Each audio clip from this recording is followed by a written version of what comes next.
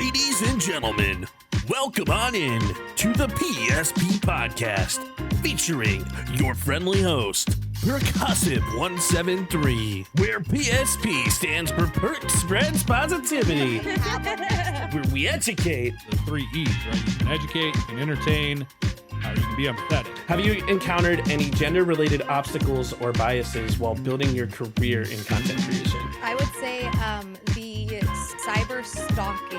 By bringing in the best of the best. You still do that, so let's not discount that. So what really made you go into streaming? What was that decision? What was that move that made you make, as I'm very sorry, I know I'm teasing you, but it's literally, it's one of those things that we can do. Post everywhere, post often, and do it your own way. And have fun. And have fun and be yourself. Fine. Have fun, honestly. Like that, I love that so much because it's so true. Like, if you like the content you're making, like if you're watching it and you like it, you're not the only person. From fitness to establish a new habit or a routine, what is your message to them? Start with less than you think you need. Too fitting. Would love to get some tips and tricks of the trade on like how you kind of do things in the cosplay field. Yeah, I'd love to go into that, especially because like I've done a little bit of everything, right? So I've made some costumes, I've bought some costumes, I have my friends with costumes, I've commissioned costumes, I like craft all kinds of things, but also I wear things. Like there's a whole smorgasbord if I do a little bit of everything when it comes to cosplay. To VTubing and animation. This is something that I may want to get into. How should they start? Ooh, I think everyone should start on YouTube. I think YouTube is going to be your best place for launching metrics that creators should be paying attention to, in my opinion. Yeah. I think, and like specifically with like VTubing, I think it's, I think all of that is like kind of like the difficulty level is like bumped up to like expert. And our goal at the PSP Podcast is to educate and inspire aspiring creators. And we are super excited for this week's episode, and we can't wait to see you there. So let's have a freaking party.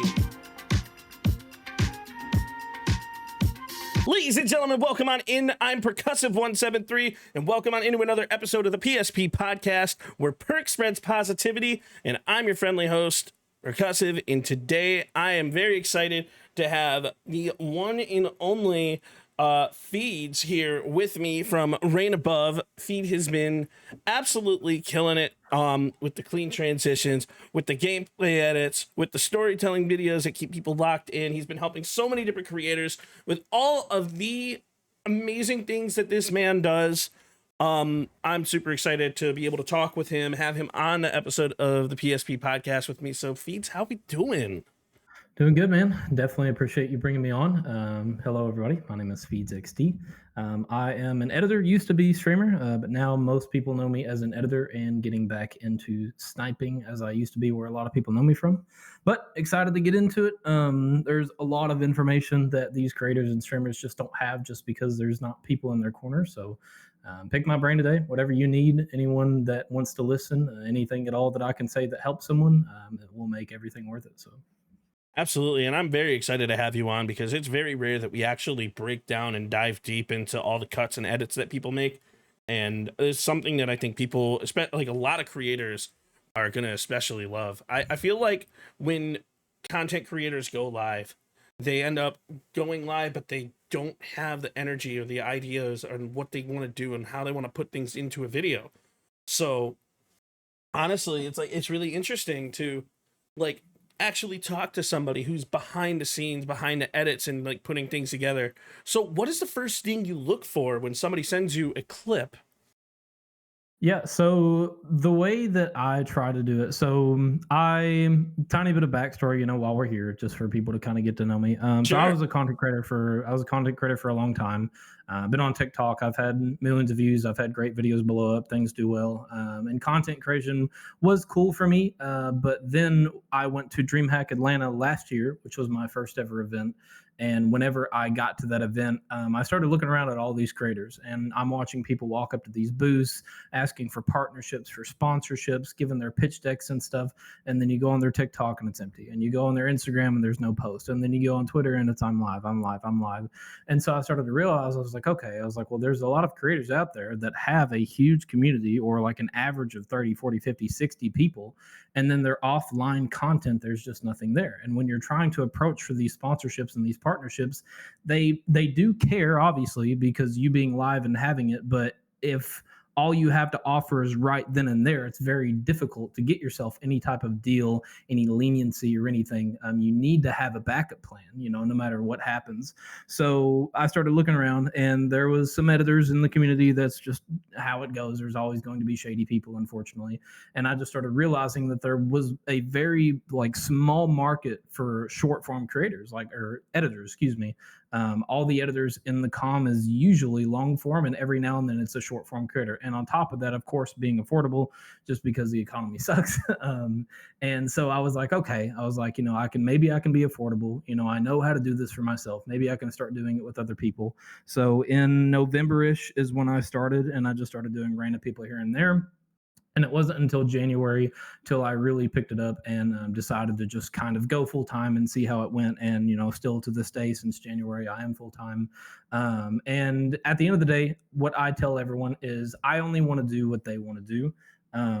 I try to make their lives as easy as I can, to where all they need to do is spend 15, 20, 30 minutes one time a month and throw in your clips and stuff. Because if you are someone that is full-time, or you have enough hours where you are technically, people view you as full-time, when you're live for 5, 6, 7 hours or whatever, there's no reason you should not have content from those streams. You should be engaging. If you're doing an 8-hour stream and you're slacking and you're slogging, you don't really care, you're getting tired, turn it into 2 or 3 hours. Yeah, I get it that streaming is fun and we all want to do it for a long time. But when you're trying to appeal to an audience and for people to enjoy your content, your streams, it's the same thing like a YouTube video. You could pay someone to do a YouTube video, break it all down, get it done.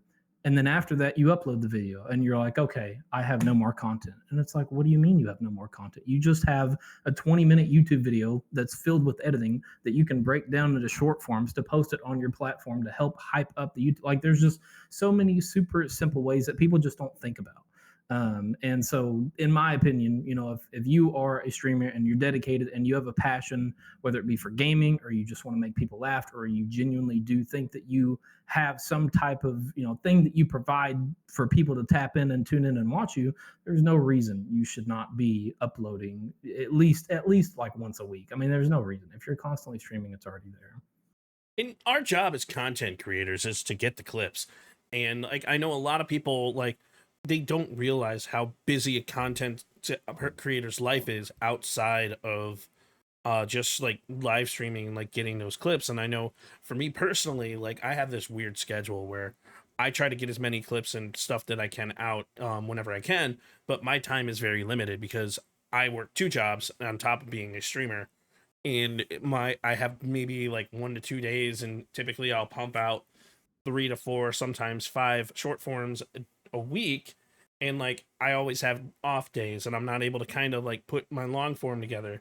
So for me, I know when you are in a stream, right, you want to find that one game where you can lead it to people from that game to your stream in the long form content. You want to find the little clips from that gameplay that you can lead people from the clips to your long form, to your stream, and let them see your personality as a content creator. And that's something that is really, really cool with video editors. And I see you find those little clips, those little trades, and are able to get those out to people. And not only you provide them in a video for them to post on a short form aspect, you can actually now post those clips onto Twitch itself. You can upload those clips that you send to YouTube and TikTok now onto Twitch. And it's a really cool feature that they added for clipping. Yeah. And I mean, it's so hard because there's a lot of people I could have this conversation with, and they're going to provide this excuse, or I'm busy, or I got stuff going on. And if you do, it's whatever. At the end of the day, if your mindset is that this is what I want to do, then you're going to do it. If you have stuff coming up, if you are busy, if you do have 2 jobs or whatever, then that's fine and figure it out, or you can't afford it financially, whatever the case may be. But if your mindset is that you want to get out there and want to do it, it's a stigma. Everyone already knows it takes one clip to blow you up. It takes one random short for someone to be like, oh, that guy's cool, let me pop into the stream.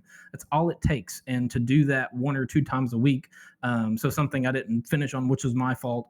So with the process that I do for the people that hire me to do their edits and for these teams and stuff, I make it super, super simple. You go and you grab the, a couple clips or cool moments that you like from your stream, and you throw it in a Google Drive, and that's it. That's literally all you do. You just put it in a drive, so that way when I'm ready to work on it for the weekend, I click on it. Hey, there's 5 new videos in there. That's what I'm working on for the weekend. And once it's done and edited and posted and all that for you, you have the whole week to figure it out. Or maybe you've stocked up on a bunch of clips and you have 20, 30, 40, 50 videos that no one's ever seen that are really good, and you just don't have time for it or whatever. What a lot of people don't understand, I get it that you want to have recent stuff, and it's good to have recent stuff to reflect, who you are and, how things are going. Maybe you've had like a stream revamp or something, or maybe you've, moved houses or have a different background, whatever it may be. But short form is king, and with long form, long form is good and all that, but it's not a priority. Short form should be a priority. If you are a streamer, there's no reason you should be valuing long form over short form, because short form is going to give you the utmost best chance at getting out there, because you have multiple videos you can post a day, multiple videos you can post a week, multiple chances and opportunities you have to get out on these platforms and stuff, and not utilizing that and saying, oh, I just don't have time because of this. It's just too much for me. I can't. And it's like, well, okay, well, that one new viewer that you could have had to your stream because it's too much for you won't come to your stream. And now you're upset because then you'll have these people that'll complain, say, no one comes to my stream. It's because you don't do nothing. That's it. Because you don't have any set thing in place where you either hire someone to help you so you can stop having issues, or B, just find some way to make some time in to get it done. What Absolutely. I do is not difficult. What I do is not difficult, and I will wholeheartedly say that. I'm not an experienced editor. I am not someone that's crazy. I'm not someone that has tons and tons of skill. I'm just a random dude that likes to make people happy, and I found out that editing videos for people could save them time and make them happy and could give them more time to stream, to fold laundry, to watch a TV show, whatever. And the short form aspect, which is what I cover on their short form socials, is done, and they can just wake up to videos being done for them. And it's a huge weight and relief for a lot of these creators, because I have over 20 clients that I manage every single week, and it's just a huge uplift for all of these teams and these brands and these creators just to know that that's done. They don't have to worry about it, and they don't even have to give it a thought. They just go to their channel and, oh, bam, there's my video from Feeds. And it's not anything to shout out or, oh, Feeds did this for me or whatever. Like, I am paid at the end of the day. Like, you could blow up and have millions of followers and stuff. I can't. That's a whole nother conversation. But asking people for stuff after they've blown up because you've done it is ridiculous. You get paid to do your job, and you do it. So at the end of the day, that's like my take, is that we're all human, and it's hard to do things alone. If you are forced to, or you can't afford it or whatever, that's fine. Someone like me, I wear my heart on my sleeve. If I can help you, I will. If it's X amount of time I'm going to have to spend with me being full-time, there's obviously boundaries there. But if I can, even if it's just advice, words are free, bro. It's freedom of speech. Like, just ask. Like, quit being afraid to ask a question of something you're curious about, because if it's going to help you, and someone like me wants to help you, money does not have to be involved for you to gain that knowledge that you're trying to find. And that's something that a lot of people struggle with, is that they're afraid of reaching out because they think that everyone has an ultimatum of some background thing that's in it for them. And it just sucks. I wish we could be more positive on the timeline, and I wish that people would help more people, because then we would stop arguing all the time, and we could just have just an awesome time, and we could all be happy. The timeline is just so interesting, because like there are so many people that just kind of jump at each other for like whatever the reason is, and I never really understand it. It's like my job as a content creator is to spread positivity. It's the whole reason why I put the PSP podcast together. And the way I spread positivity is by bringing people in, by educating, aspiring, and new creators to want to be able to delve into the world of content. But like, everyone keeps saying, like, when it comes to that, it's like the timeline is filled with like people from high school. It's like a high school drama. It's like a high school story. Okay, well that's cool and all, and like, but we're also, you can change that, and along with everyone around us, because we're adults, we can change that from it feeling like high school to feeling more professional, to feeling more incredible, because we together are people that will have the same goal. And like, it's really interesting when it comes to like editing and stuff like that. Me personally, I use DaVinci. I like DaVinci. That's my go-to editing tool. It's what I try to use because I think it's the easiest to handle. But there's things that DaVinci is missing.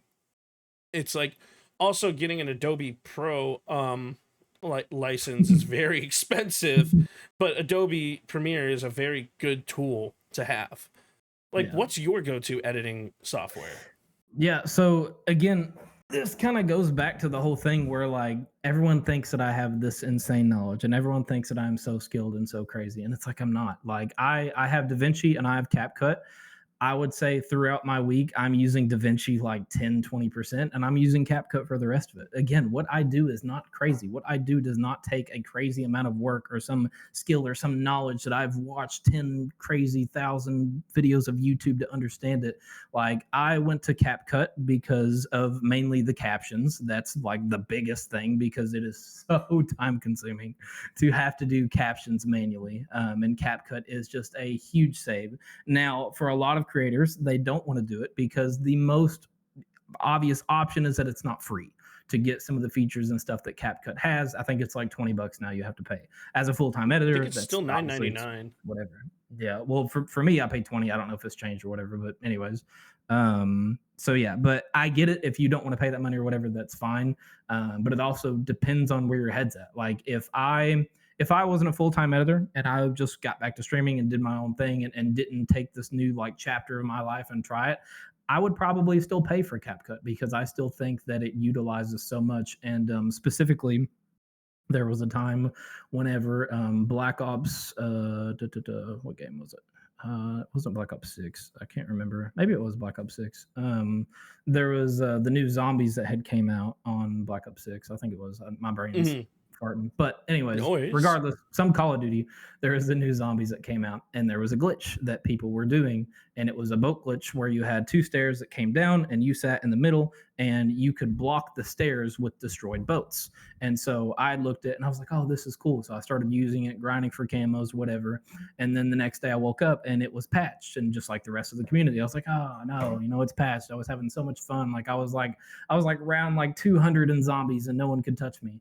And then I was just messing around, just being stupid and just trying to find a way to find hope. And I found like my own way to do the glitch to like unpatch the patch. And so I was like, okay, like maybe we'll do a video on this. So like, it's not my glitch, but I found a way to fix it. And I want people to know. And, I don't have like money ties or anything to like my branding. If the videos do well, like that has nothing to do with it. It's just for content purposes only. And so I posted it and I went to bed and I woke up the next day and I had 400,000 views on a video that was live at 1 o'clock in the morning for about 6-7 hours. So it had barely touched TikTok. It was 1 o'clock in the morning when I decided to upload this. It was a scripted video, me sitting there and be like, hey guys, what's going on? My name is Feeds, blah, blah, blah, blah, blah, going through the whole tutorial and stuff. And it just absolutely blew up. So understanding this, and this was right before I went full time, and this is actually a big credible piece to me going full time, because something that a lot of people, which you can write this down if you want to, but a lot of people are searching for that big moment and they're searching for that viral video so everything makes sense and that it's all worth it or whatever. And that was my worth it moment. It blew up. I had 300 something thousand views. A couple of days later, I think it's at like 600,000 or whatever. It got crazy amounts of follows and stuff. And I was like, okay, I'll just continue to do this. So that was when recently TikTok would allow you to go live from the PC and like the restream or whatever. And so I started going live on TikTok and I started doing hosting lobbies because a lot of people were struggling doing these glitches.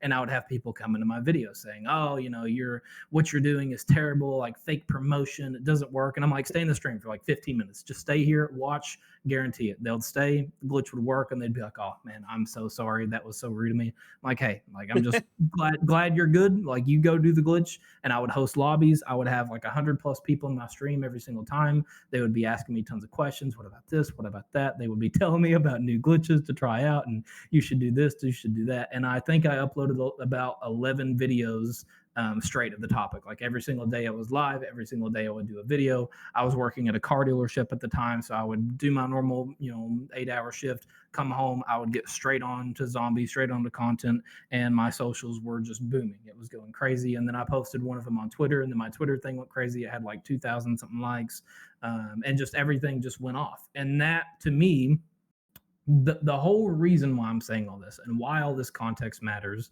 and all my yapping is because I understood at that moment that niches were a thing, and people don't understand what that means. And they was like, oh, you should just find your niche. And everyone's like, oh, I've been finding my niche. I'm playing Black Ops 6. That's not your niche. Like it's so crazy when I found it out, because I started learning, and that was my big mistake too. And I knew it at the time, and I'd stopped doing the zombie stuff. Now, granted, most of the glitches had fell through. I probably could have milked it for a little bit more, or I could have just transitioned into zombies content and still picked up some from it, but I didn't. I decided to do what I was normally doing, and then I fell off again or whatever.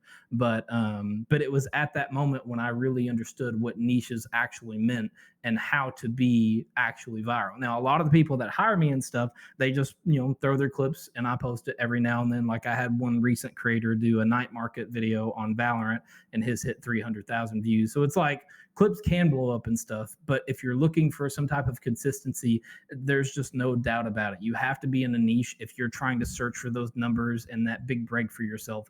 It's all about niche. And honestly, I couldn't agree more, because like we even did a podcast with Serena a while back about finding your niche in a world of content. And like, honestly, people are like, oh, well, I'm just going to play a specific video game. No, it's beyond that. It's like, for example, with Call of Duty being as oversaturated as Call of Duty is, you got to find your niche inside of that niche to be able to find something that people are going to want to see. Like, are you that goofy creator that's going to have the funniest clapbacks in the world like I am? Probably not. I mean, are you going to be like, because I have no shot. I can't shoot a sniper to save my life. But I tell people I'm a sniper, and it's like funny. And like, I'll sometimes be at the bottom of the leaderboard, and other times I'll be at the top of the leaderboard and just running around with a sniper and absolutely owning people. Like, it's specific niches that people have inside of the world of content within your own specific game that allow you to be able to grow. And it's on top of that, it's consistency. And I tell all creators that when they're trying to put content out there, because content is the most important thing to help you to grow, put content out there that's going to immediately hook someone. Instant hook. Otherwise, they're going to look at you and they're going to be like the sad dog eyes, or like the weird dog eyes, and be like, the fuck? I mean, sometimes even that's a hook itself, but it's about how you play it off. It's about what you do. It's like, are you going to go into somebody's stream that says, I'm live right now, and every time somebody says donk-a-donk, I get an extra shot of whiskey in my stream. Are you going to go to that stream? Probably not. But if you go to somebody's stream and they have a hook that says a quad collat in Call of Duty, and I'm not saying the whole clip thing, but if you get the hook, immediately you're going to look at that and you're going to say, holy shit, a quad collat? I have to see this. He's got to be bullshitting, because that stuff's so rare. Yeah, and I want to chime in real quick on that specific note too. What a lot of people aren't thinking about too, they're like, oh, scripting content is boring. I don't like watching it myself or whatever. And it's like, you obviously you do whatever you want. It's your content. Right. But it appeals to sponsors and partners and people that are trying to brand their products and give you free stuff to review so hard. And Absolutely. People being stuck in that mindset of, I'm not going to record a 5-10 second video. That's cringy. And it's like, well, it's also cringy that you're not going to get this cool sponsor of Manscaped and you get to do a photo shoot wearing some boxers. It's like, if you would put the effort in and show these people and show these investors and these brands and these companies and these teams and stuff, show them what you're about and that you will go the extra mile, whether it makes you feel a little bit uncomfortable or not. You should obviously never do anything that makes you feel right out. But if you're willing to give things a chance, and if you're willing to switch it up, like one of the biggest things that irks me so much in this community, because you see it every single year, is people that'll be live for like a year, and they'll go live 2, 3, 4, 5 times a week, and they'll do it forever.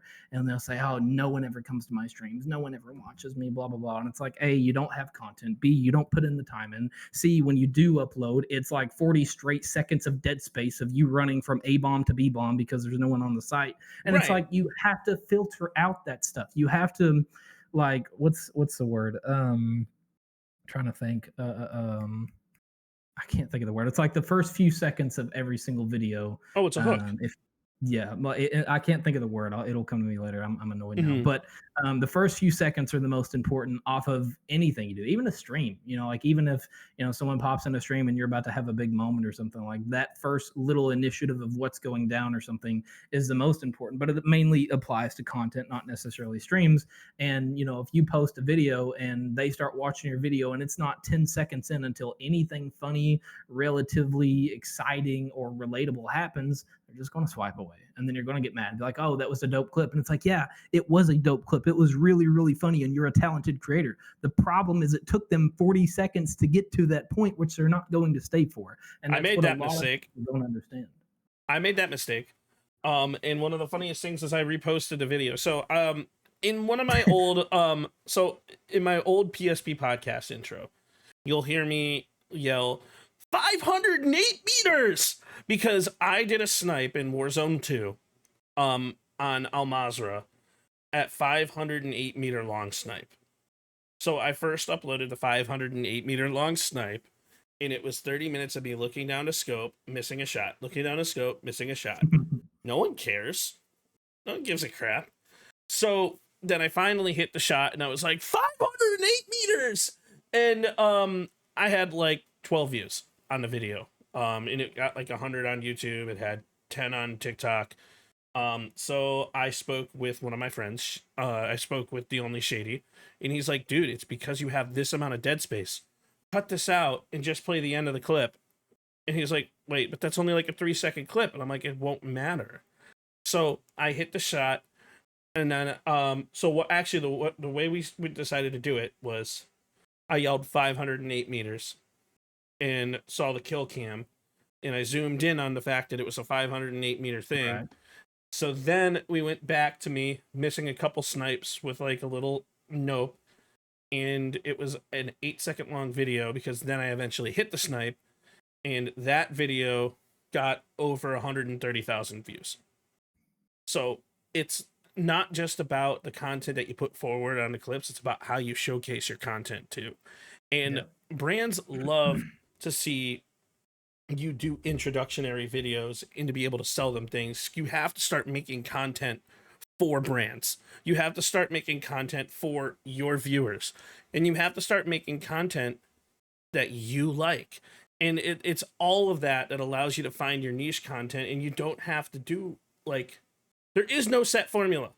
You do what you want because you want to do it, but you have to find what works, and you have to be able to appeal to other people, or else you're not going to get the brand deals that you want. Yeah, no, 100%. There's definitely a lot of nerdy stuff that I could get into, as little sound effects and music you're using and stuff like that. I would say probably the right out best advice I could give to anybody that ends up watching this video, anyone that's watching the stream, anyone that's curious about content, or they're falling off, or they're not doing good, or whatever. And this may not apply to you, of course, but you need to be splitting your audio. I cannot tell you how many times, if you're uploading a video on TikTok and you have Red Rum playing in the background while you're sniping and stuff, it's not going to go anywhere, and if it does, you get lucky. You're going to get your video flagged, something that a lot of people don't understand. And I actually said this the other day to one of my favorite guys. His name is Jimmy. He's a dope dude. I told him this the other day because he was asking me for advice on how to grow and how to get out there. What a lot of people don't understand is that there's not, when you're uploading your content to whatever platform you're uploading on, there's no one reviewing it. There's not a person that's sitting down. I don't know why. I feel like some people have the stigma that someone is behind the desk and they're just watching a video approved. It's all AI. It's all AI, it's all pixelated, and it's all word and music driven. So when you have words popping up, when you can have a clear gameplay that doesn't show anything weird, of course, most of the time, I would hope not, then obviously the music and stuff that you're playing, if you have a double audio or things that are layered and stuff, the AI is picking up on all of that. So the best way to grow and how to get out there, which YouTube is a little bit different. YouTube has a 48-hour threshold, but every other platform has a 24-hour threshold. And what that means is that within the first 24 hours, every single thing that happens in that moment is the most important. And it's even a lot tighter than 24 hours, but the general consensus is 24 hours. And so what that means is that every like, every comment, every reply, there's people out, and there's videos that have blown up that don't reply and that don't like or whatever. And I'm not saying that this applies to everyone. And once your video starts hitting the For You page, you really don't have to do nothing once you're there. Right. But the problem is that everyone is fighting and competing to get there. And so a lot of people's like, oh, I'm not going to log into my TikTok one time a day and reply to 3 people on my video. And it's like, well, okay, well, you deciding to not do that is now restricting yourself from growing even more. I don't know if it's changed. I could be wrong. I know on YouTube this is true. It is still that way for TikTok. But on YouTube specifically, and hopefully on TikTok, when you reply to something, I think within the first 24 hours, if you reply to a comment, it gets boosted out to 5 new people. Now, there's obviously a big chance that those 5 new people can just scroll past or whatever, and you will never know that as a creator. You will just look at your stuff, and there's so much that happens in the background that as a creator, you're just going to have no idea.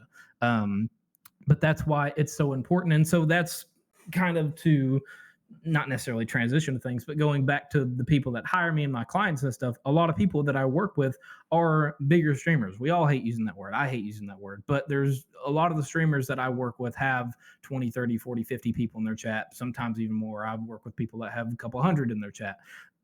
The reason why that matters is once you get to that extent of streaming, and if you're a streamer right now and you are averaging, I would say any more than 10. If you have more than 10 people in your stream and you're a full-time streamer, or you have the means to do full-time and you're not doing short form, you are missing out so bad, and you don't understand how much you're hurting yourself. And it has nothing to do with being judgmental about your content or about what you're doing. You live your life and you do what you think is best. But if your specific complaint is you being upset that you're not growing and that people aren't watching you and people aren't supporting you, your support is right there. That 10 viewers that you have watching, all 10 of them can go on your TikTok and say, oh, that's a dope snipe.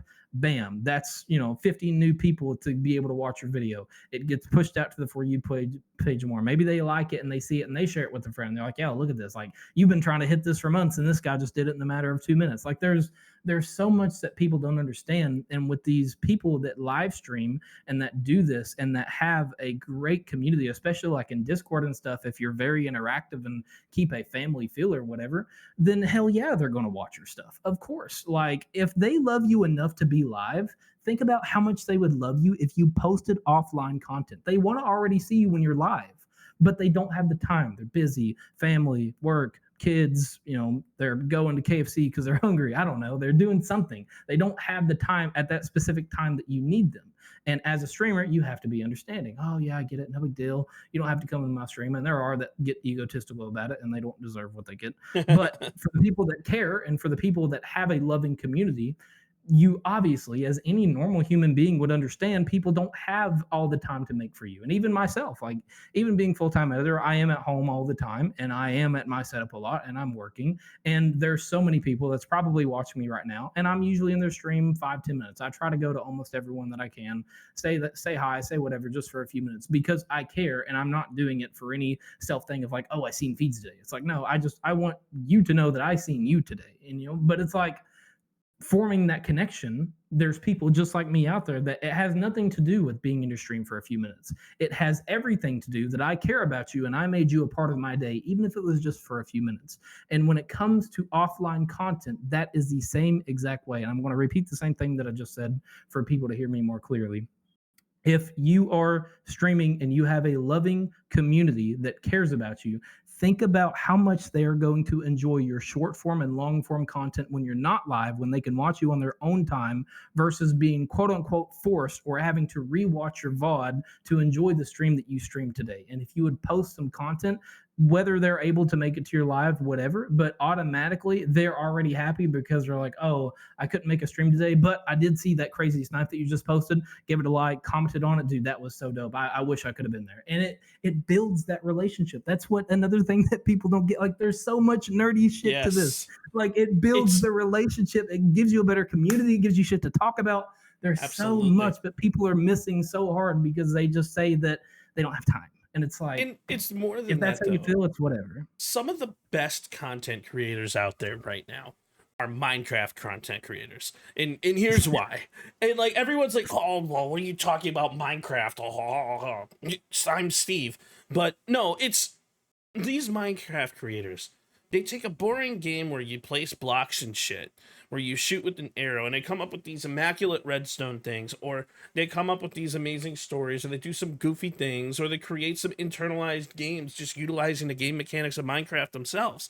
And they take something that's just as simple as running away from a couple people, and then they call it now a manhunt, where they're taking things and doing like an open world game inside of Minecraft, and it's something that becomes really interesting. They're taking things to the next level. They're becoming vocal. They're talking about certain things. They're doing storytellings. They're talking about why their mentality was that they came up with their build. They're being interactive with the community and causing people to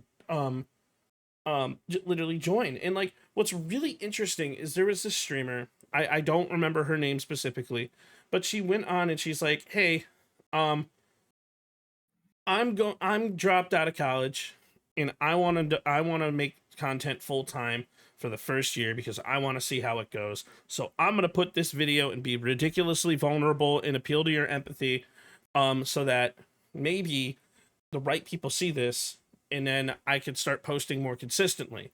And she has 2 videos on her account and she's posted back-to-back days.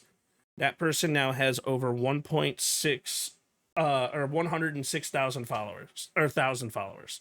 And it's because of how she's doing it, why she's doing it, and she's actually doing it for like a legitimate reason for herself, and she's being empathetic. And I keep talking about like different styles of Minecraft streamers because like the way that they create content is some of the coolest things to watch. I mean, sure, you have Cpreds, you have the Only Shady, you have Cpreds who does storytelling, you have the Only Shady who does Persona, you have Lucci who creates the Florida Man vibes, and like Dr. Chubbs that just like they own Battlefield and they own Call of Duty, and they're just ridiculously good at the game and funny and awesome to watch.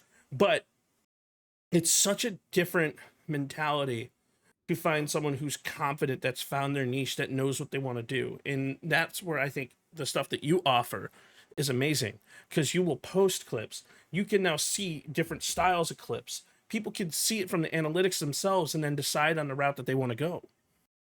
Yeah, no, 100%. And like a good point that I want to touch on, because I can already hear some people like rolling their eyes about you talking about Minecraft and stuff. And it's like, that applies to everything. Yes. Your brain just has to be big enough to comprehend that you can apply that to so many things. So obviously with Minecraft, the biggest issue that I don't like, and the biggest excuse I always hear from these creators and these streamers and these content creators or whatever, is that, oh, someone else has already done that. It's like, someone else did it before him, and someone else did it before him. Someone else did it before, like it's a copy of a copy of a copy. Like, you got to understand that if you don't genuinely want to do it because you feel that way and you don't want that type of content for your community, that is one whole thing. But if you are just labeling the excuse of, oh, so-and-so's done it already, I don't want to take his idea, he's taking it from someone else. Like, it's not that deep. It's not. We're all just trying to grow, and we're all just trying to make people happy at the end of the day. And there's so many things that can apply with Warzone videos. You have loadout videos. With the new hostage thing that got introduced to Black Ops 6 and Black Ops 7, you can take people hostage, start chatting like crazy and stuff.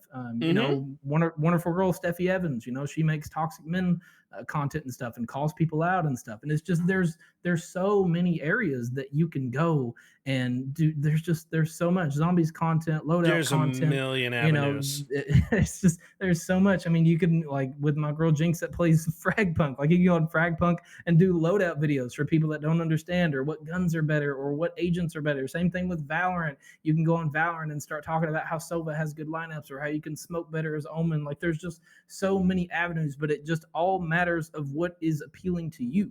What do you like to do? If you are really invested into Roblox, let's say you love Roblox to death and you wish more people would get into it, show them what you're excited to get into. Hey, you know, today a new video I'm going to be showing you guys about Roblox Dodgeball. If you didn't know, Dodgeball is a new game mode they added in Roblox, blah, blah, blah. So many things that you can do if you have the passion for it. But that's the problem, is that people are limiting their brains to where they're not comfortable with comprehending that there are opportunities, and when they see something that they could do, they're like, oh, it's just too much work, that's just not for me. And it's like, yeah, that's fine if that's how you feel. But on your point, like, do you know how rare it is to be the first person to do something and then have everyone see it?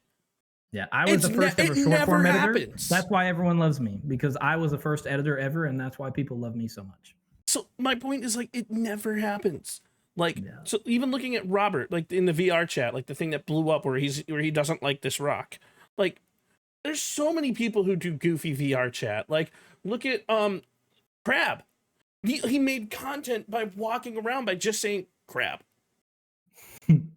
it was funny as all hell. There's another guy that used to, and you probably seen it, the guy that played Among Us, and he would like chase down like these kids that load up and stuff, and he's like, come here, and he's like chasing them in the VR and yelling at them, and they're like, no.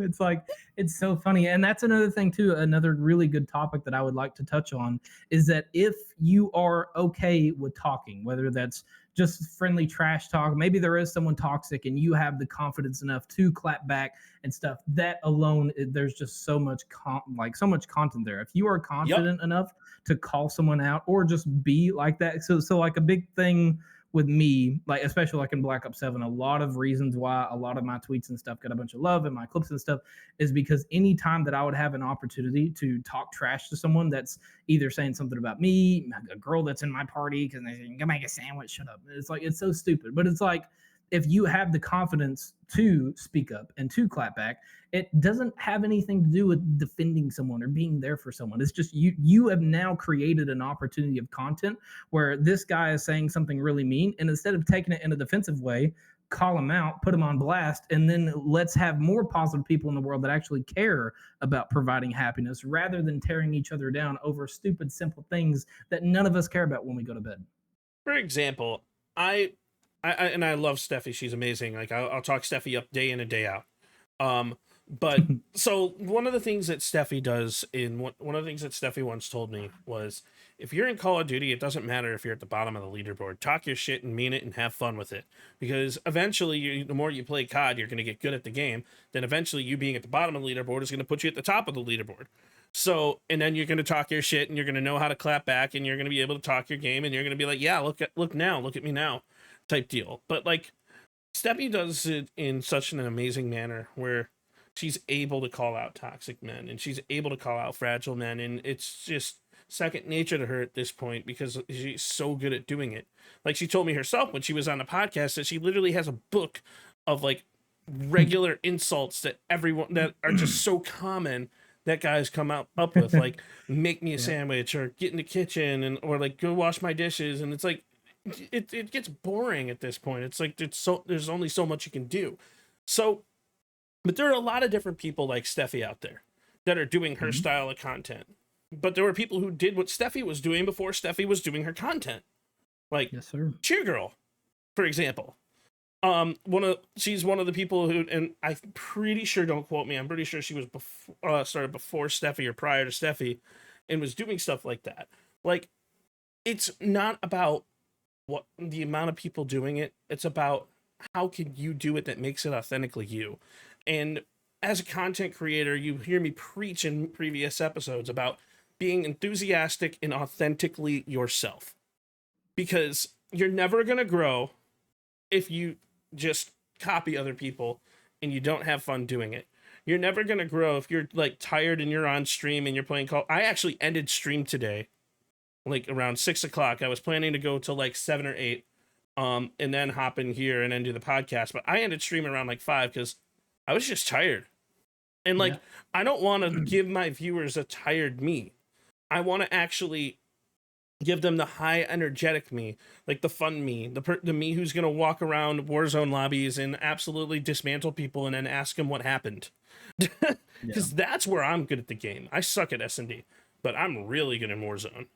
It's about finding your niche and doing the things that you want to do. And like, it's huge when it comes to your editing, because the moment you find those clips that you love, you're going to remember that for the rest of the day.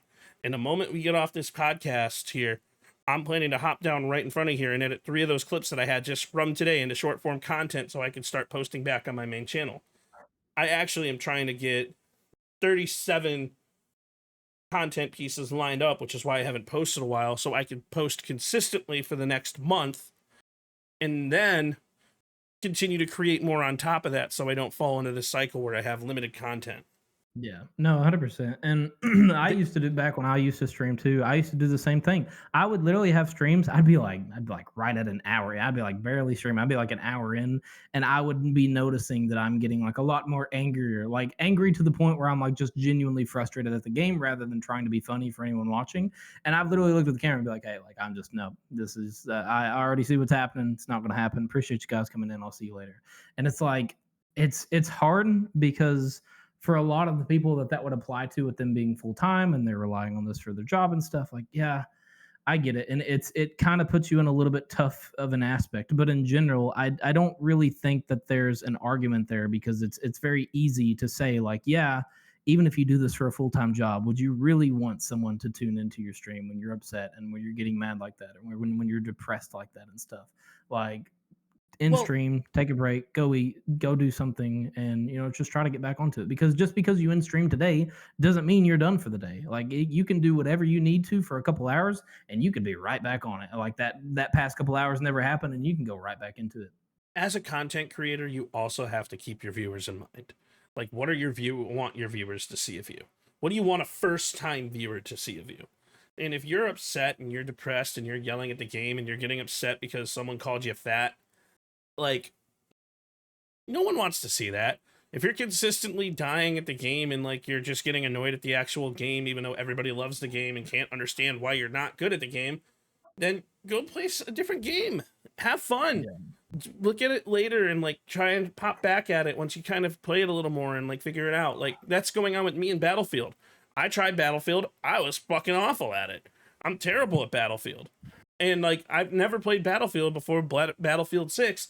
And then you see like MZ, who I raided into earlier after that stream, literally sniping people across the map and like running around with just like a sniper and dropping like 78 kills in a match. And it's like, you make it look so easy, but it's because they're so good at it and they've been doing it for so long. And like these types of things to be able to generate clips there's 3 things that really play into it deeply.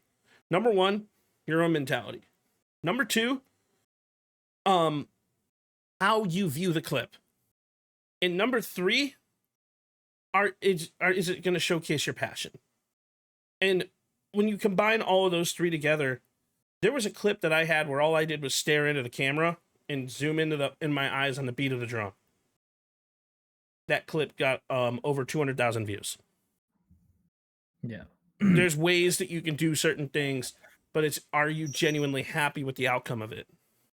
Yeah. And like a lot of the time too, like it has nothing to do with your content being entertaining or being something skillful or you being super, super funny. Like being relatable is like the only thing that most people are genuinely searching for. True. Like a lot of the interactions and stuff, like think about comedians. That's the number one reason why all of these comedians blow up, because they've related to them in some way, some shape or form, some aspect, some awkward situation they were in, some stupid one night stand, a joke about a baby daddy. I don't know, just any silly, stupid joke that's going to resonate of a situation that they were in. And now they like that because they appealed to something and turned a situation that they used to have that they thought was baggage into something was funny. And they made them laugh about their own situation that they thought was stupid. And that's the beautiful thing about life, is that once we become relatable and once we give people content that they could be like, oh, like, yeah, like I tried to, take that guy out of the tank too. And he just kept spinning around and spinning around. Mm-hmm. I don't know, just anything could apply. But yeah, like relatability 100% is what a lot of people don't really fully understand. And they think they have to be the funniest in the room. And especially with someone credible like MZ, she's a dope girl. I've known her for years and years. And that's the other thing too. Like a lot of these creators that are trying to be like MZ or other big creators or, Steffi or whatever. Again, like I know we don't like the titles, big creators, whatever. When you're trying to get to the point where of the other people that you view as like, that's who I want to be, your role model per se. A lot of what it seems like that they're in is like, oh, they're not going to notice me until I'm also really cracked at the game. And it's like, no, like they notice, notice you.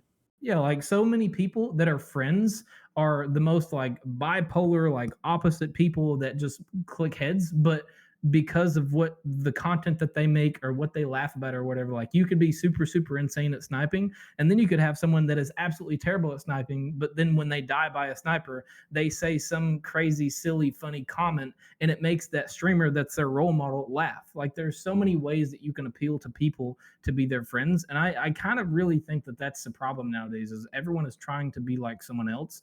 And if you're really skillful at the game, they believe that until they reach a certain skill that you're not going to care about them, which is so far from the truth. One of the things that you have to understand as a growing content creator is you never know who's watching.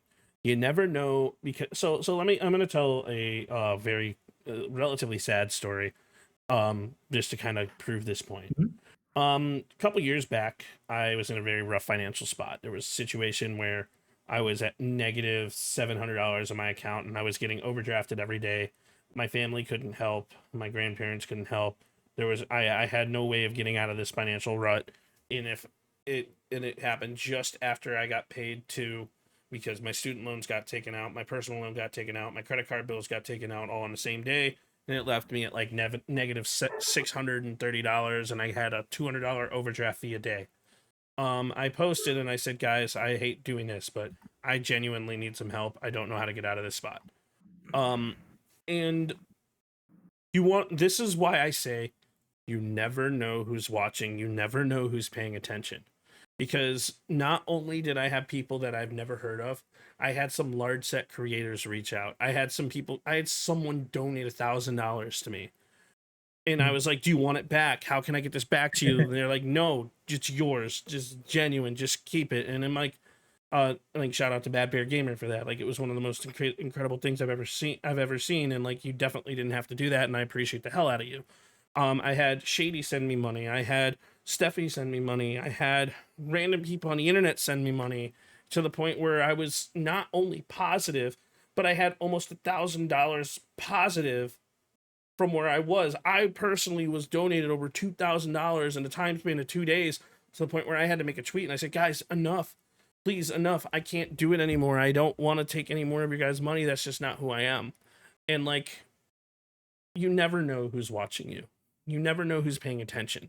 And sure, for me, it happened in like kind of a sad type situation, but you never know who's watching you when you're in a happy type of situation too. Like, your content that you make, if you're passionate about it and you post it, you never know who it's going to reach.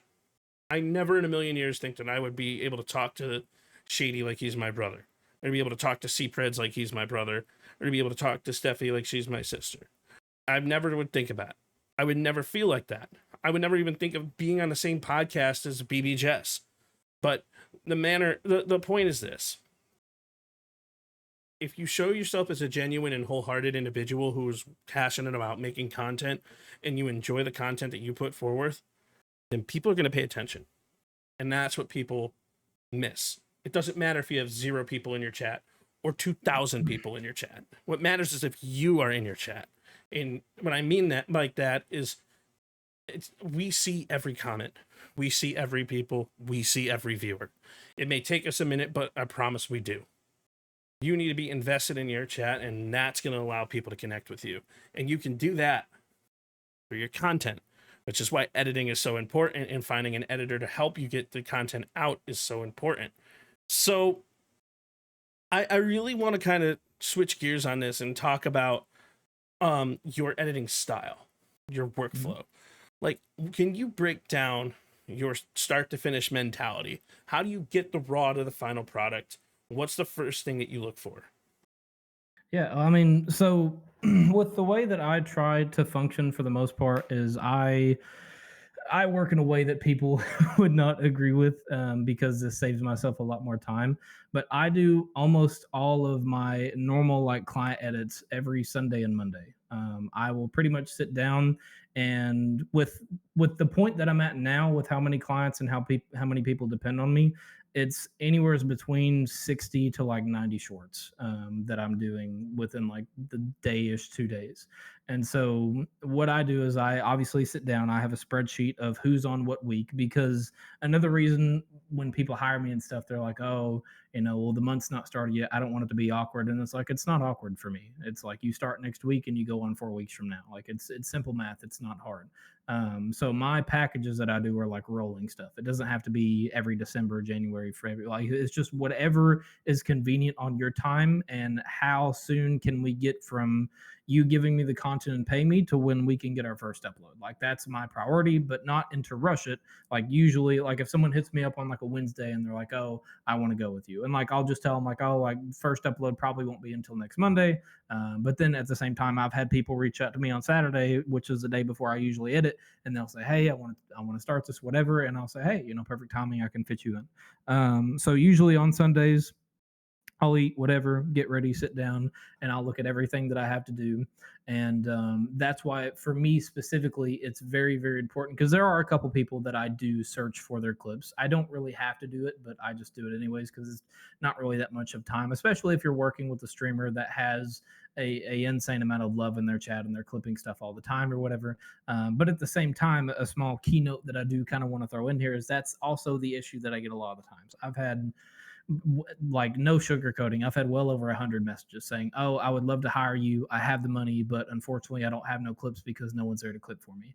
And it's so hard to remain being professional and not come off as a egotistical, nerd or whatever you want to call it. I don't want to say, the big words, but like, it's just difficult because they think that they have no one to rely on and they have no one to depend on and stuff. And being in that mindset is very, very tough. But with the way that I look at it and with my content back when I was active, because like I have the excuse of like, I'm an editor, so I don't really edit for myself. Is that the best mindset to have? No, it's not. But me personally, I don't really care. I post my stuff when I get it. I'll probably go crazy when Black Ops 7 drops. But until then, I don't have a passion or a drive. So like, people saying, oh, well, Feeds, if you uploaded your own content, it's like, thank you, but like, I don't want to. Like, as per me, I just want to focus on my clients. But again, hold on one second. This is important. On that note, everyone has their own goals and their own notion. So just because he may not want to post now doesn't mean it's the same goal as you. Everyone has different goals and different aspirations, and there's a reason why I run this podcast, and there's a reason why I do things the way I do. But I want to point that out there because everyone's goal is completely different. But go ahead. No, 100%. No, you're all good. But but that's the biggest thing that I try to tell them is like, yeah, at the end of the day, I get that you think that you have no one to depend on. But when I do, so let me give context before I get into the rest of it, which is not really much at all. But the context behind it is that a lot of people think, oh, no one's there to clip for me. I just don't remember things. I can't do it, whatever your situation is. You have to understand, outside of the excuses and things that you have going on, you have to understand that if your mindset is that you have no one there to help you or to clip things or whatever, you have to force yourself into that mindset to be your own person. There's just no way around it. If you don't do it yourself and you have no one that's going to do it for you, nothing is going to get done. It's just very common arithmetic. So with Black Ops 7, with the beta that we played, it was I think it was Thursday. I think it was Thursday when it happened, and then Sunday or Monday when it ended. I can't remember. It was like 4 or 5 days.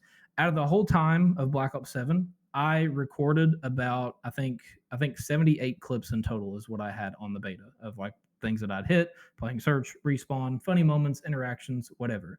And I did not record one bit. I did not press record and let it go on for a long amount of time. I did not record for 8 hours and have to go search back through my own footage or my own recording. I had OBS replay buffer, and I have my equal sign on my keyboard set to clip, and I have it set to 1.5 minutes. And I just turn on stop or start replay buffer.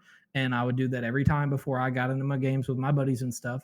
And then anytime I would hit a clip in my head, oh, that's so dope. Click. Like that's it. It has nothing to do with forgetting about it. It's you're rendering that that's something cool, and you're rendering that you want other people to see it. So this is something that I do want to show you, that I do want to kind of show, because you are so 100% correct. So I'm going to switch scenes for a second. So give me a moment. I am going to bring Feeds with me. So I'm going to first go to this, and I'm going to minimize it because this isn't what matters. This isn't what's important. This next thing I'm going to do is I'm going to quickly go ahead and bring Feeds so you can actually see him and hear him. And then I'm going to take Tangy and I'm going to disappear it.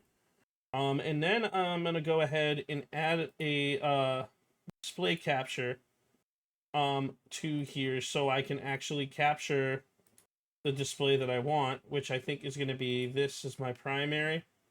No, that's not my primary. I want this one. All right, so now you guys can see all my stuff, right? You guys can see everything. I want to show you guys how easy it is to clip something. First off, if you notice by looking at my OBS, right? Hold on, I'm almost there. I'm almost at a point where we're good to go. All right. So the first thing that you notice is that if you look at my OBS here, my replay buffer right here is on. My replay buffer is on, and it's set to 1 minute and 30 seconds. Now, why is this important? And I know I have a ton of stuff open here because this is how I see chat. This is how I see my feeds. This is how I see each one of my channels. And this is how I talk about my audio sources and everything. We want to talk about multi-stage audio real quick. I'll show you.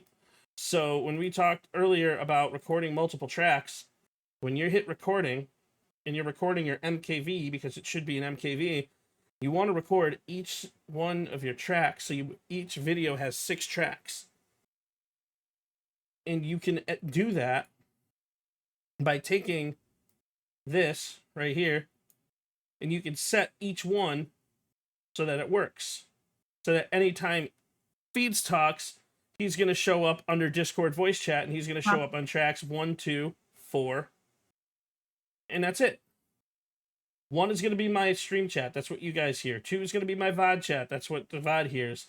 3 and 4, this is going to be anything Call of Duty or anything myself. 3 is going to be anything Call of Duty, anything Call of Duty, and actually I'm going to get rid of that, and anything Discord or anything of my friends, and then I have one that's just Prox Chat. This is what we mean by splitting audio. Now, when it's so easy to record, I'm going to show the Stream Deck real quick so you guys can see this. There's this button on the Stream Deck, replay buffer, right here. You can actually go and download OBS or also Meld. I use Meld a lot, but I'm using OBS for my podcast. Meld, you can literally use clip. They have a clip button, and you can do it. It's the same thing as the replay buffer. It's just going to clip 90 seconds. You can also do the same thing in OBS where you have your replay buffer right here. That's what this is. So if I clip this, it's going to pull up 90 seconds. It's going to pull the past 90 seconds of what we did. And the reason why I know that is because I can go into my clips where I have all of my clips, and that recent thing is right here.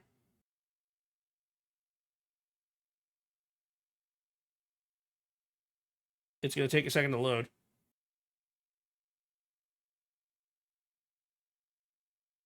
Any second now. Jeopardy theme music. Or maybe it's not. And the reason why it probably didn't, actually, it might be replay. I think that's the current clip that's in the process of recording. Yeah, that's the one that I'm currently recording, like for the podcast. Yeah, you're right. There's something else. I think it shows up under replay, but I'd have to find exactly where I put it. It might actually be, no, it's not. It doesn't matter. But anyways, that's kind of what I'm saying, where there's so many different avenues and things that you can do to be able to generate a recording, and there are things that you can do to make it ridiculously easy. And that's one of the things that you can do. There's ways to make life easier for you. You just have to find the ways to do it. Reach out to any of our streamers. We got you. We don't, I don't know about other people, but I'm not going to gatekeep shit. Yeah. So, well, it's just it pains me because it's so easy. And the difficulty that happens when we live in this world is that anytime you try to help someone or give them feedback that is not just a write out, hey, you're doing a great job, good job, kiddo. Like if it's not in a context where it's super happy dory Teletubbies, people are going to think that you're saying it in some certain way where it's offensive and judgmental when you're literally just trying to help. I see it all the time and it's so annoying. I got critiqued today. Steffi critiqued me today, and I wasn't upset about it. It made me very happy. Because what she did is she's like, hey, why didn't you space out the videos over a month? I have my reasons as to why I didn't, but she's like, it would definitely help push the new videos for like better viewership. And she's 100% correct. But also as a content creator, you got to take constructive criticism and not just get angry at people. You need to respect it. Yeah. Because they're doing it to help.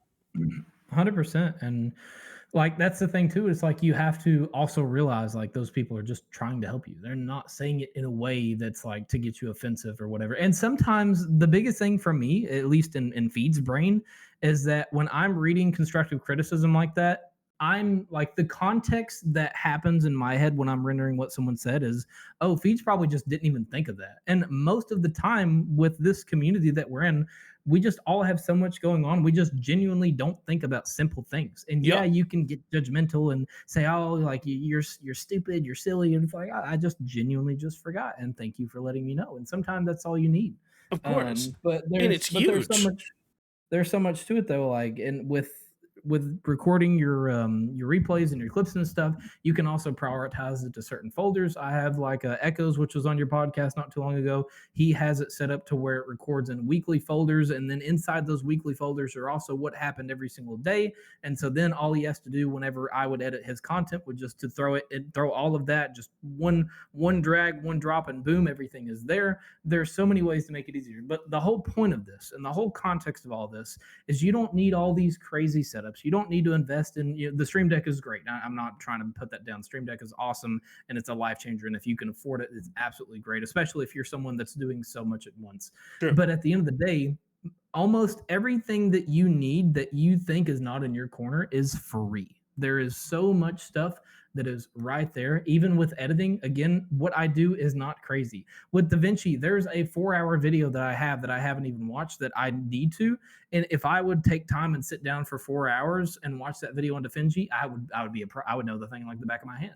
But it's just setting aside the time to take care of it. And it's the same thing. If you're going to stream, so if you're going to sit down, you're like, all right, guys, like today we're going to go live. We're going to go play Outlast. Super fun. I'm terrible at horror games. Probably tons of funny clips. I hope you guys enjoy. And you plan on streaming that for 6, 7, 8, 9, 10, 11, 12 hours, whatever. You plan on being there for a long time. And you know it's going to be a fun stream. You have people tuning into that stream that are going to enjoy it. Will they clip things? Will they not? Whatever. But why not, instead of streaming for 12 hours, stream for 11 and a half and take just a little 30 minutes out of your day and figure out your replay buffer and figure out your pathways for your videos and figure out fixing your audio and stuff. Do that one time forever, and then you have everything that you need. And then when you come to someone like me and you're like, oh, I need this video, and you have TikTok playing in the background, you have your music playing in the background, then you have your friends yapping at you, then you're also yapping in the mic, and you have 4 tracks that are all in the same thing. Well, if the audio split for me, it's just 3 delete buttons and I'm chilling, So it's like, also doing that, you're also helping other people, because that's another big issue with editors like me that people always give me. I don't want to take up too much of your time. I don't want to bother you. And it's like, I respectfully, this is my job. Like, I'm supposed to be bothered. There's not a single thing that you can say to me where I'm going to roll my eyes and be annoyed. If there is something, which is mainly long form, that I can't do, I will tell you, hey, I'm not a good guy for it. And I will send you the @ his name is Super Jules, and he's usually who I reference everyone to. And I'll say, oh, Jules usually does long form. Go to him, not really me. If it's a couple minutes or something, I'll try. But the point of it is that if you would take a little bit of time on yourself, you have to actually understand you're not even really helping yourself. You're helping other people. Or if you're in a team, or if you're a brand that you're recording some type of project or some announcement or something for, and they want you to be the face of it, or you're doing, some party game for your team and you're going to upload it as a team content video or whatever, you taking that time on yourself to make yourself be more organized is automatically helping the behind the scenes people that you think doesn't even care about you. And It also sets a bad example, because then, which I do not credit this at all, and it's shitty for editors to be like this, but there are editors that get very, very upset and they will make subtweets, which is pathetic, bro. You're paid. Quit making fucking subtweets. But there's editors out there that get really offended. They're like, oh, I wish more people do this, more people do this. And it's like, well, I wish you would DM the person and tell them what they could fix, instead of just going online and yapping about it for your followers. Like, subtweets don't work. It's so stupid. But that's the issue, is that everyone wants a quick click, and it's so stupid. Everything that you can do, you can facilitate by yourself. And you can have people in your corner like Percussive, like me, or any of your friends that you're already gaming with, or already playing with. I guarantee you, if there is something that you genuinely need help with and you're confused and you don't have time to watch 40 minutes, and you'll say, oh, hey, Big Log 44, do you know how to set up, my replay buffer so I can start clipping things on my own? if you have a friend that you ask a question and they tell you right out no, they automatically don't need to be in your corner. If you are genuinely trying to just find some help or whatever, and that's another thing that I wanted to bring up on too, what we was talking about earlier, about, you know, being yourself on stream and not being overly upset or streaming when you really shouldn't and giving, you know, new viewers a bad look or whatever. All of that applies to sponsors, which is what all of us are going for. All of us are going for sponsors. All of us are trying to go long form, and this video is sponsored by Clash of Clans or whatever. Everyone is trying to get to that point, and you're not going to get there if you're posting a link to some big brand and they say, oh, link us your streams. We're going to tap in and see some new creators we could bring on for a new video game we're playing. And you're saying, hey, my name is Billy Bob. Tune into my stream. I'm live every single day at 7 o'clock. Check me out. And let's say they do come to your stream. I'm like, all right, Billy, let's see what's happening. As soon as they click on it, it's you're a effing blah, blah, blah, you're trash, or it's just, I'm just being upset. Well, here's the kicker. First 5 seconds, I'm out. Here's the kicker. The moment you are upset, the moment you start putting yourself in that thing, it's the moment that brands are going to join your stream, and the moment the brands are going to see you upset. And they're going to see that you're that angry streamer, and you don't want to ever be labeled like that. The more anger, the more times you're angry in a specific game, the more people are going to start putting labels behind your stuff. And yeah, because I was just going to say real quick, the issue with that too is that if that's how you are on live, the issue that happens is that these sponsorships or these friends that you're appealing to or these big creators that you're trying to collab with or whatever, their automatic first thought in a non-judgmental way, this is a very human thing, is just when you're like that on your stream, they already start to wonder what you're like when you're not streaming. And that's what worries people. And that's why you don't get those opportunities and you don't get those DMs or you don't get those replies. Because if they already are unhappy when you're live and you give them a bad vibe, they're automatically going to think that you're not going to be that good to work with when it's time to be offline when no one's watching. And that's what's scary. And that's why it's so hard to collab because, again, everyone just has some ultimatum. And if you would just learn to just be yourself and find a way that makes you happy, whether if you have to turn your 6 hours into a 2 hours because that's all you can do, I would much rather see a 2 hour happy you than a 6 hour guy or girl trying to just grind for a little bit of sub revenue. So like it's just night and day. Like who brands are exactly the same way. Like literally brands, like they fiend for that stuff. And everybody talks. You never know who's watching. You never know who wants to sponsor whatever. Incognito mode. Well, incognito mode, yes and no, but like there's a lot of things that are behind it, and like there are a lot of things that people don't ever actually see. And as a creator, our job, you forget, like, just remember the roots. Remember why you went live in the first place. Remember the happy times. In the moment you keep that in your head and you keep yourself level, you're going to be professional and you're going to be exciting and people are going to want to collaborate with you. Like, my goal as somebody who's collaborating with anyone is I want to make it as easy as possible on the person hopping on my stream. I want to make it as easy as possible to talk to. I want to make it so easy to the point where it's like, all you have to do is give me 1, 2, 3. Like, you can tell the story yourself. I wasn't trying to make things difficult for you. I sent you a link, you scheduled, we talked about things in the background, you sent me a photo, I put things together, I put everything up in the background, and now here we are yapping. Yep. You gotta make things easy if you're trying to work with people, and that's not just from a podcast perspective, but also from a collaboration perspective. Like, reach out, be genuine, be yourself, and just remember that everybody is watching and you never know who's gonna be there. Because the happiness, like the positivity, it goes a long way.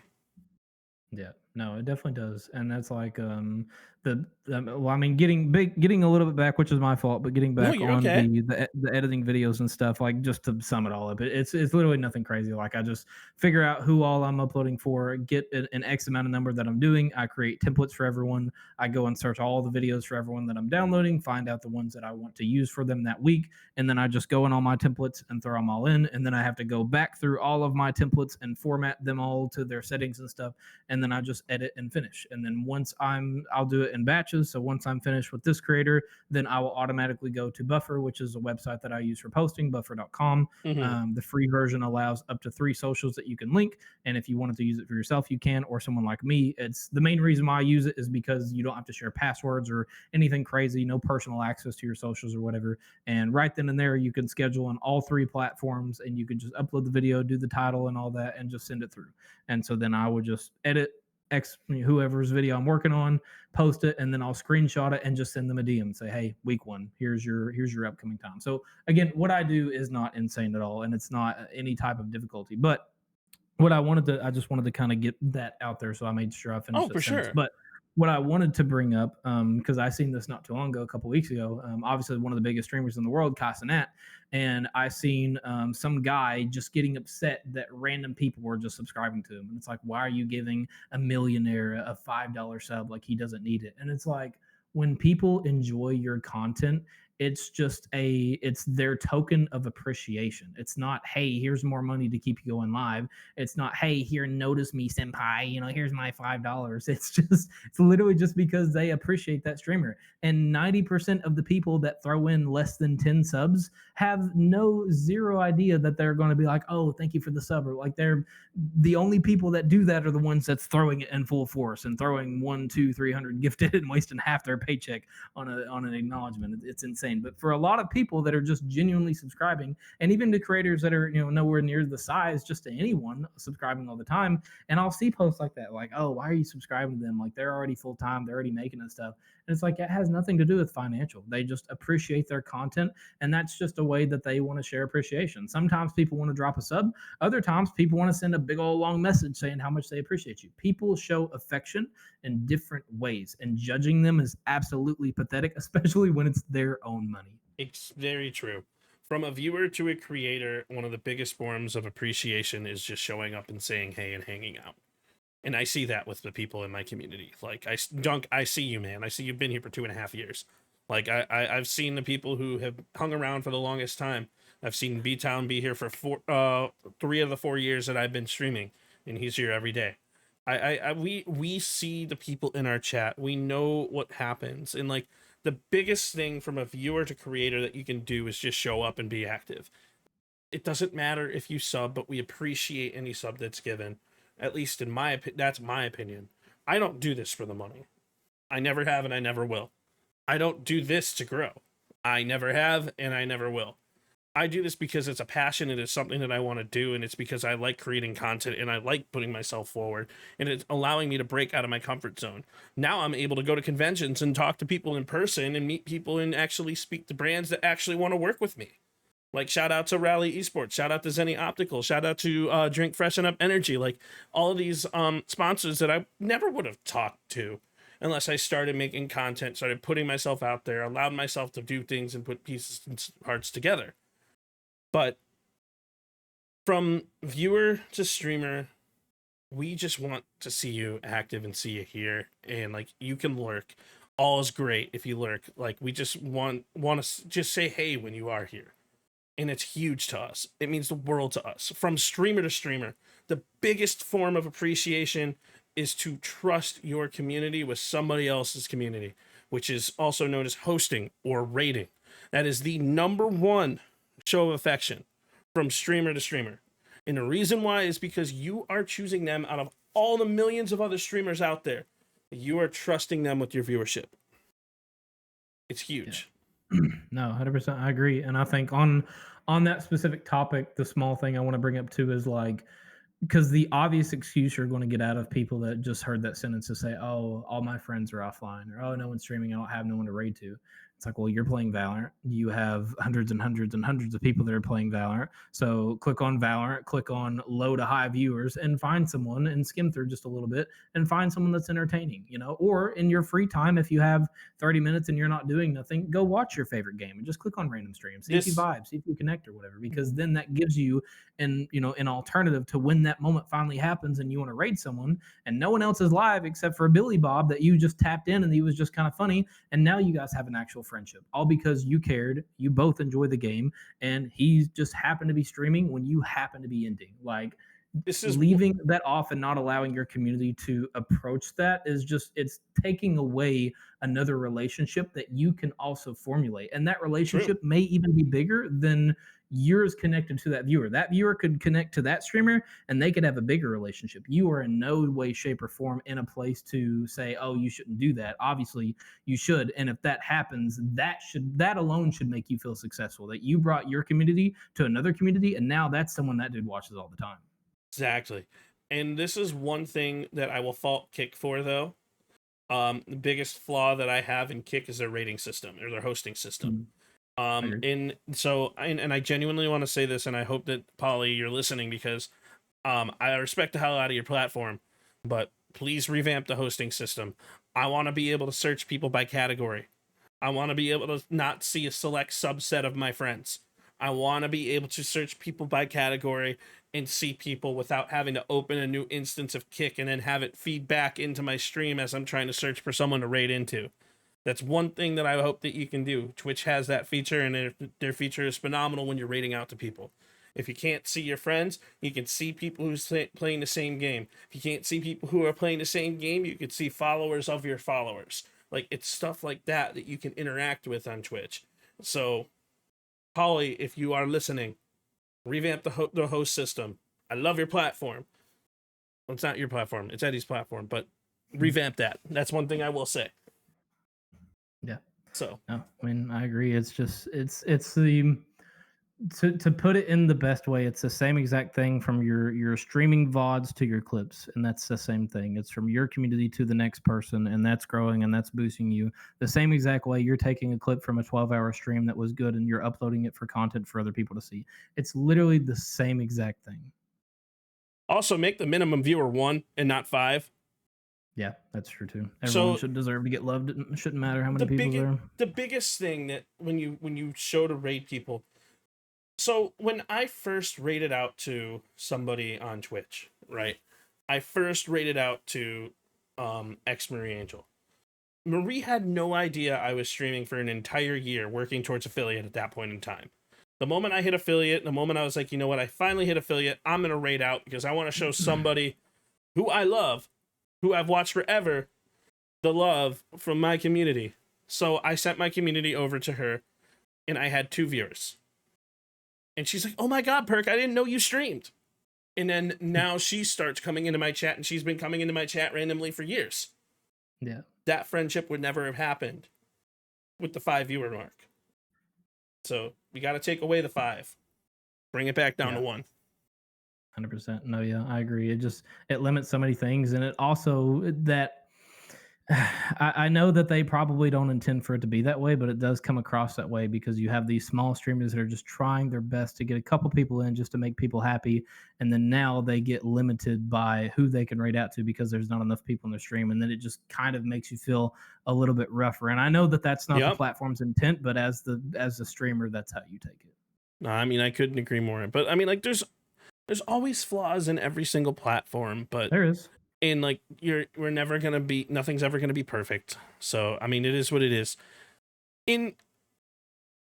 What's one thing? Who inspires you with your editing style? Who is one person that you look up to in regards to editing the most? I would probably say the guy that really helped me get he is active. He's just not too much as far as like clients goes and stuff. His name is TitleThe. Everyone calls him Goofy. A lot of people may not know him. He's not fully around like he used to be. He used to be super, super involved, especially in sniping back a couple of years ago in MW2. But Goofy is a friend of mine that I've known for probably over 4 years, I would say. And he was also doing the same exact thing that I was doing, you know, and it's another one of those things where it's like talking about content where it's like copying out that someone else is doing. It's like I kind of did the same thing in a sense, and he helped me get on my feet and stuff. Didn't really give me class, but just give me like tips and give me a folder with sound effects and stuff. But Goofy, he's had quite a couple TikToks that's hit, you know, quite a couple million and stuff. There was another guy, his name is Royal. He used to be a part of this team that I was a part of for a short amount of time called Bear Claw Gaming. Royal is an absolute phenomenal man. He's a really, really large Apex creator, and every single video he posts goes crazy just because he stays consistent and has a community that loves him and wants to see him day after day after day. So I would say Royal and Goofy both have helped me a lot in terms of editing, what to do, how to appeal to people, what's funny, what's relatable, what's some silly sounds that are trending, what's some zoom ins or a version of text that I could be using, just stupid nerdy things. But Goofy, I still talk to him to this day. We're not nearly as close as we used to be. And back when I used to run my own podcast called Feeds Mindset, I had him on, and it was a fantastic episode of just being able to talk with him. It's been like over a year since I've done my podcast, just because I'm definitely a lot more busy now. But yeah, I definitely give a lot of credibility to him. He really answered a lot of the questions that I had. He did not gatekeep a single thing. He told me how it is. This is how this went viral. This is why this did well. This is what I did different on this. Like, really picked his brain. And I would give him my list of like, oh, I noticed this. And he would say, not true. Yeah, that's not right. Oh, I didn't know about that. I'll try that or whatever. Just throwing ideas back and forth. So yeah, definitely a big shout out to Goofy, because he is the one that really helped me set off. And then after, like, right when Goofy was helping me is kind of when I had ended up meeting Royal. I think his actual name is Hey I'm Royal on TikTok, and talking to him at the same time of talking to Goofy, and just watching his amazing streams and his content and the way that he records his pre-scripted videos and stuff, talking about a new Apex update or a gun or an agent or maybe like a heirloom or something. Just so much nerdy stuff behind it. But both of them helped me out tremendously, and I 1,000,000,000% think that I would be nowheres if I did not have their advice and just their support being there. Even if it was something simple of, hey, did you notice any silly music that was trending this week? It could just be the smallest thing. And just them just watching me, and that, like, I've even had them send me my videos. They'd be like, oh, good job, dude. Like, this actually, this bangs, or this video actually went pretty viral. Good job, or whatever. And it's like they've, held my hand the same way, I'm getting into that stuff the same way that they were doing. Even though Royal is his own creator, he's not like an editor. He just edits for himself. And then, of course, Goofy does edit for other people and stuff. So yeah, it's always good to have people to go to. And again, it's just, I never would have met them if I didn't have the initiative to ask questions and curiosity. And you're never going to know how much a person wears their heart on their sleeve if you don't try to get to know them. And with Royal and Goofy, if I never tried to start that conversation and pick their brain, I would not be able to say that they are the great, caring, awesome creators and men that they are if I had not decided to reach out and ask a couple questions. And there's so many opportunities every single day in the world that if you would send that DM or ask that question, it could change everything. Absolutely agree 100%. And like, it goes down to knowing how to network effectively and like being professional throughout every single one of your interactions. And genuinely, like, being able to take that shot in the dark and send that DM. Like, one of the episodes that's going to be coming up soon, they haven't scheduled yet, but they did respond and they said, yes, I would love to do this, and yes, I would love for this to happen. I shot my DM, I shot my shot, and they said yes, and it was genuinely one of the coolest things. But so as we kind of wrap things up here today, and like, I do want to ask, what is your advice to new and aspiring creators? What's the thing you want them to know? Well, if you are brand new to streaming, because I think another big thing that a lot of people don't understand is, which is obvious to me and you, but streaming and content creation are not the same thing at all. Two completely different things. So for new streamers that are just now getting into things, you just need to find something that you're passionate about. Don't worry about the viewers. Don't worry about pulling people into your streams. Don't worry about hitting affiliate, hitting a fucking sub goal. Quit worrying about that. You are streaming because you want to have fun. You are streaming because you enjoy the things that you do, or you think that you can provide something to this world that other people aren't, which is most of the time just providing happiness and having funny or relatable content. So if you're a new streamer, find a game that you're interested in, find something that you're passionate about that you could see yourself playing for a few hours, and find some type of initiative to get out there and make friends. You're not going to grow just going live every single day. You're not going to grow if you decide to never post content and you just always want to stream. You're not going to grow if you just want to play, if you just want to slam ranked Valorant for 8 hours a day and just hope that someone stops by. No one is going to want to see that, because what people want is personality. And if you don't have personality to offer and you're not super, super skilled at the game and build credibility off you just being cracked, there's a very, very minimal chance you get out there if you just don't decide to try to branch out and network and make some friends. If you just go live and say, oh, whatever, no one showed up, yeah, no one needs to show up if that's the way you're going to treat it, because you don't have enough respect for yourself to want to build those connections. And you're just helping yourself in general, giving yourself more friends to play with, giving yourself better and funnier content, and surrounding yourself with people that whenever you are having a bad day, you have someone that's going to bring you up. And there is so many friendships and relationships that you are not going to build until you do that. And you could ask any streamer of any size and say, who's your favorite person, or who is some of your favorite creators, or whatever. Every single one of those conversations would never happen if they didn't have the initiative to make a friend. And I get it that it's hard to talk to people and stuff, but it's not that difficult as people feel like it is. It's just that first initial message and that first little scary thought of what are they going to think. Once you get past that and say, okay, I want to make some friends. This girl's playing, this Wuthering Waves games that I love so much, or this dude's playing Mortal Kombat and I used to play it so much as a kid, or whatever. Find some relatable topic. And when you're approaching and making friends, don't have an ill intent. Don't have any sub goal, any small thing of, oh, well, the reason why I'm chatting with you is I would love to be your friend and just love that we could stream together. It's like, no, it's a terrible way to go about it. Like, make friends, because if you want them to play Valorant with you or something, do it whatever time that they have. Oh, do you have time to play some games? Great. Hey, do you mind if I'm streaming? Is that okay? No problem. Totally different way to word that than I would love for you to be in my streams. Nobody's going to show up. And anyone you're trying to make friends with and you say that is an instant no. So go ahead. On that note, there is ways where you can contact other streamers and be like, hey, you want to do a collab? Or do you want to collaborate on this game? I'd love to collaborate on this game. There are ways around it. There are ways to do certain things. But you're hitting the nail on the head 110%. Be authentic. Be yourself. Be kind. Be compassionate. Treat them as humans, not as an object.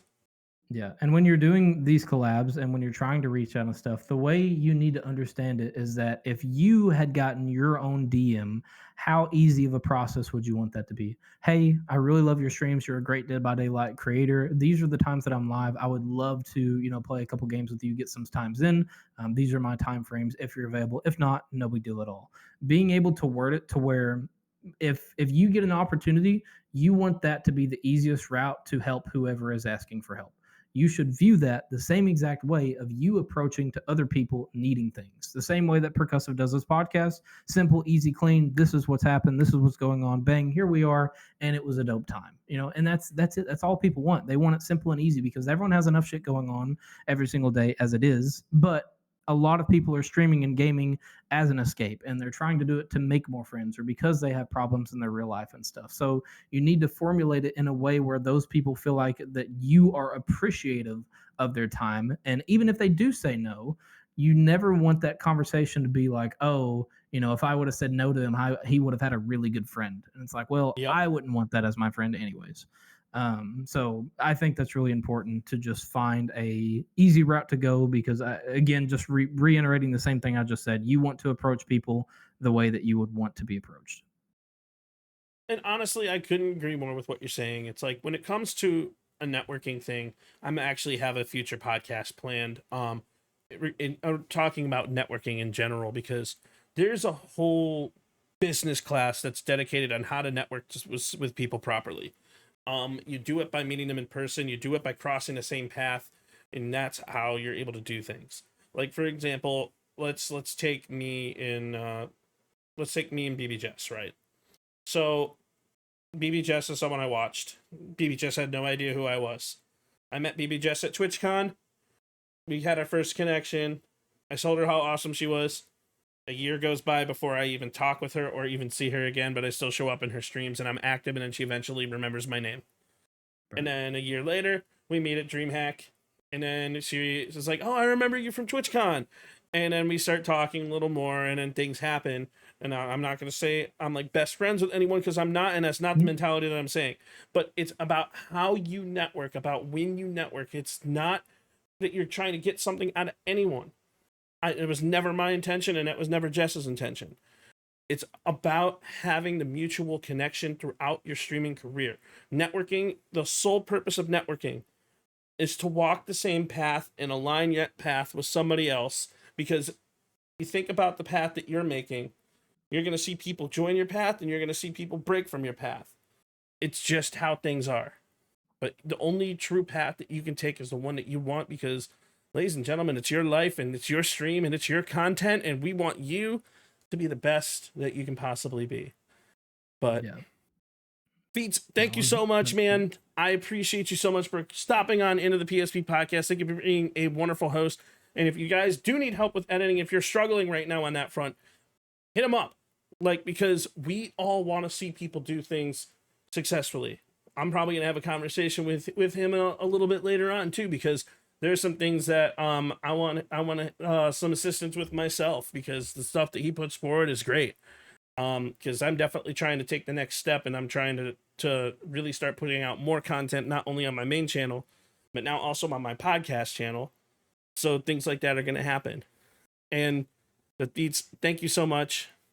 Ladies and gentlemen, please make sure you're giving him a follow. And that was the PSP Podcast. And remember to keep spreading positivity, everybody. Until next time.